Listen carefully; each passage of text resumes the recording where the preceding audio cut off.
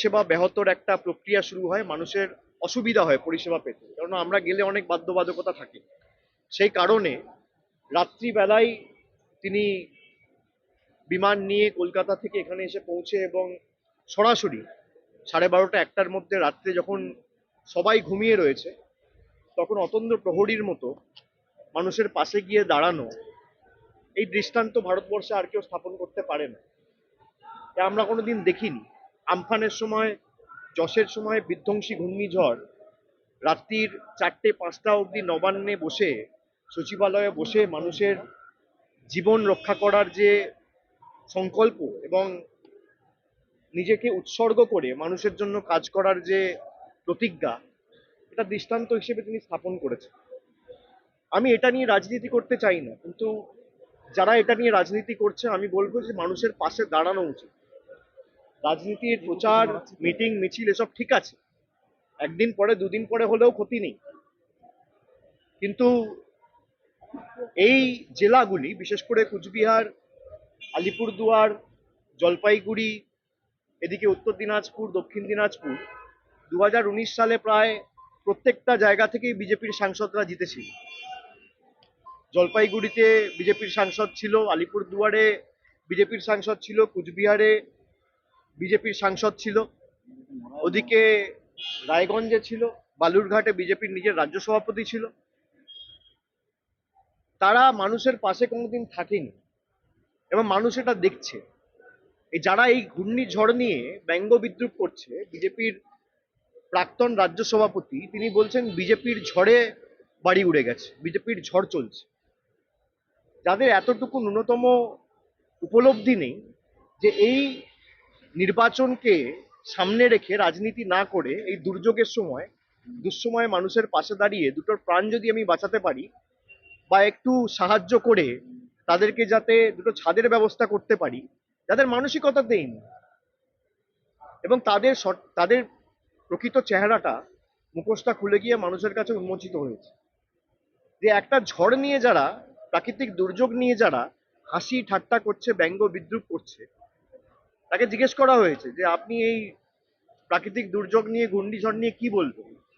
সে বলেছে বিজেপির ঝড় চলছে, সেই জন্য সব জায়গায় লন্ডভন্ড হওয়া শুরু হয়ে গেছে। অত্যন্ত দুর্ভাগ্যজনক।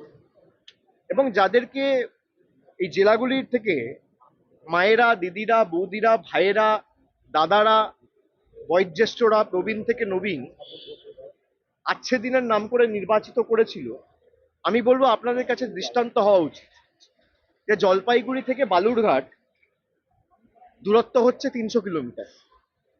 সুকান্ত মজুমদার পারলে কালকে রাত্রিবেলা এসে পৌঁছাতে পারতো না? ব্যঙ্গ বিদ্রুপ করছে বিজেপির প্রাক্তন রাজ্য সভাপতি, তিনি বলছেন বিজেপির ঝড়ে বাড়ি উড়ে গেছে, বিজেপির ঝড় চলছে।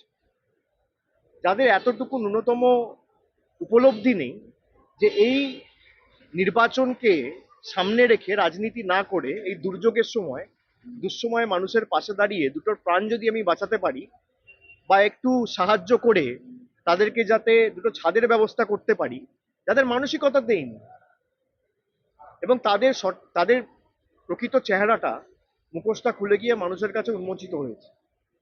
যে একটা ঝড় নিয়ে যারা, প্রাকৃতিক দুর্যোগ নিয়ে যারা হাসি ঠাট্টা করছে, ব্যঙ্গ বিদ্রুপ করছে, তাকে জিজ্ঞেস করা হয়েছে যে আপনি এই প্রাকৃতিক দুর্যোগ নিয়ে, ঘূর্ণিঝড় নিয়ে কি বলবেন। সে বলেছে বিজেপির ঝড় চলছে, সেই জন্য সব জায়গায় লন্ডভন্ড হওয়া শুরু হয়ে গেছে। অত্যন্ত দুর্ভাগ্যজনক।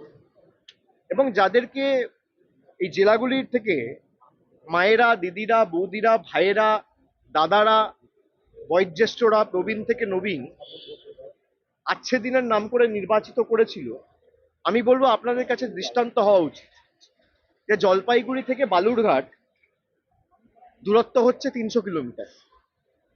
সুকান্ত মজুমদার পারলে কালকে রাত্রিবেলা এসে পৌঁছাতে পারতো না?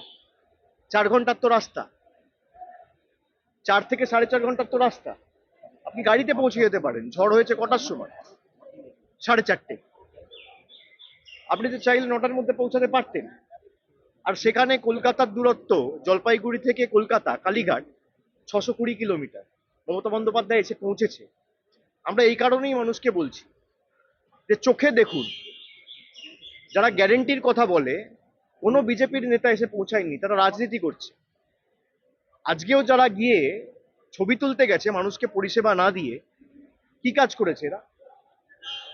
একটা বিজেপির সাংসদের কোনো তৎপরতায় উদ্যোগে জলপাইগুড়িতে, আলিপুরদুয়ারে, কুচবিহারে একটা উন্নয়নমূলক কর্মসূচি গত 5 বছরে হয়েছে কেউ দেখাতে পারবে? পারবেন না। দেখাতে পারবেন বিজেপির ছোট বড় নেতা এসে মানুষকে নিজে হাতে 10টা পরিষেবা প্রদান করেছেন? দেখাতে পারবেন না। দেখাতে পারবেন আলিপুরদুয়ারের জন্য, চা বাগানের শ্রমিকদের জন্য, রাজবংশী ভাইদের জন্য আলাদা করে 4টে আর্থিক প্যাকেজ নিয়ে এসছে দিল্লি থেকে?